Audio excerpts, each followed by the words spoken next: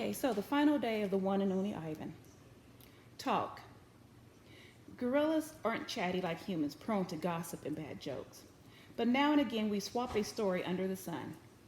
One day, it's my turn. I tell my troop about Mac and Ruby and Bob and Stella and Julie and George, about my mother and father and sister. When I'm done, they look away, silent. Kiani moves closer. Her shoulder brushes mine, and we let the sun soak into our fur together. The top of the hill. I've explored every nook and cranny of this place except for a hill at the far end where workers have been repairing a wall. They're finally gone. They've left behind fresh white brick and a mound of black dirt. While the others laze in the morning sun, I want to explore the hilltop. They've been there before, and I have not. Everything is still fresh to my eyes. I take my time going uphill, savoring the feel of grass on my knuckles. The breeze carries the shouts of children and drowsy hum of bumblebees. Near the top of the hill is a low-limbed tree, the kind my sister would have loved. The wall is endless, clean and white, stretching far down to the habitats beyond my own.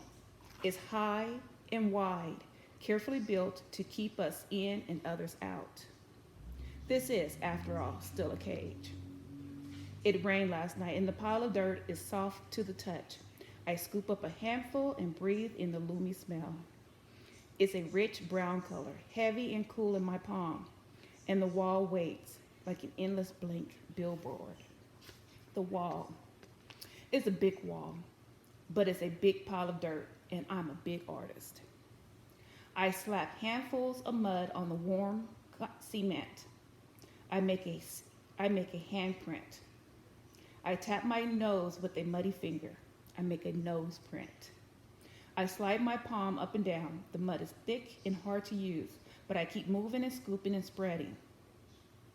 I don't know what I'm making, and I don't care. I make swoops and swirls and thick lines, figures and shapes, light and shadow. I'm an artist at work. When I'm done, I step back to admire my work, but it's a large canvas, and I like to get a better view.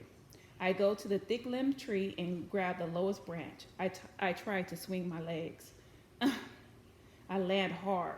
I'm too big to climb, I suppose. I try again anyway, and this time I pull myself onto the first limb, gasping for breath. One more limb, two, and I can't go any further. Perched halfway up the tree, I see my troop, still dozing contentedly. I take in the wall, splattered and splashed with mud. Not much color, but lots of movement. I like it. It feels dreamy and wild, like something Julia might have made. From my seat in the tree, I can see beyond the wall. I see giraffes and hippos. I see deer with legs like delicate twigs. I see a bear snoozing in a hollow log. I see elephants.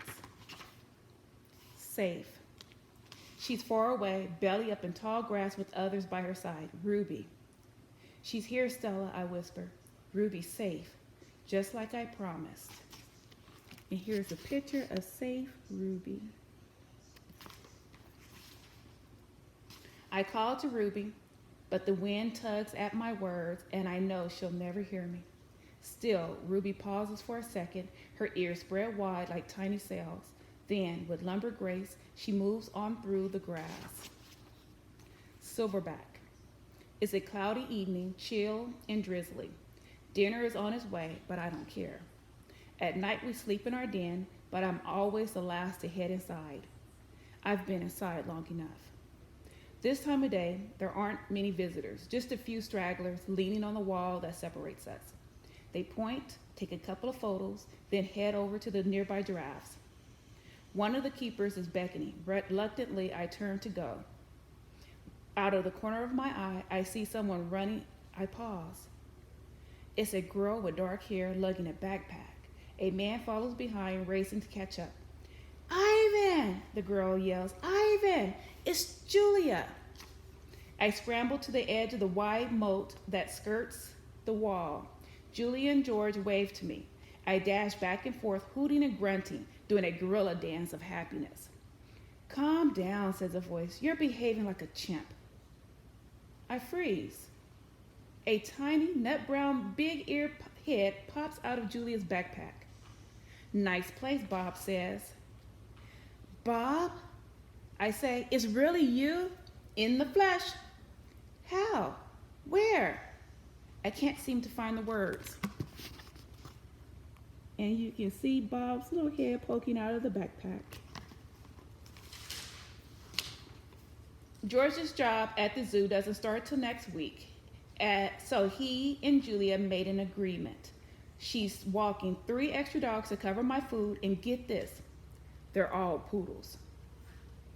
You said you didn't want a home, I say. Yeah, Bob says, but Julia Moms likes my company, so I figured I'm doing everybody a favor. It's a win-win. Julia pushes Bob's head back inside her backpack. You're not supposed to be here, she reminds him. Ivan looks great, doesn't he, Jules? George asks. Stronger, happier even. Julia holds up a little photo, but it's too far away for me to see. It's Ruby, Ivan. She's with other elephants now because of you. I know, I want to tell her. I saw her with my own 2 eyes.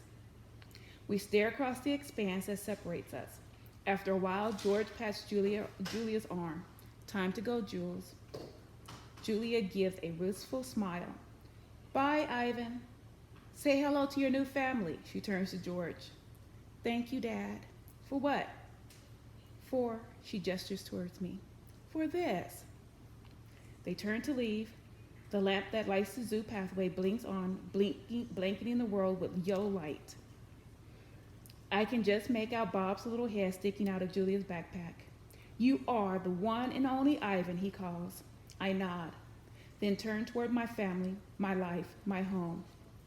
Mighty Silverback, I whisper.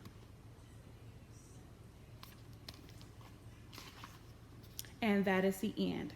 So we are going to start a new book, but I have some news.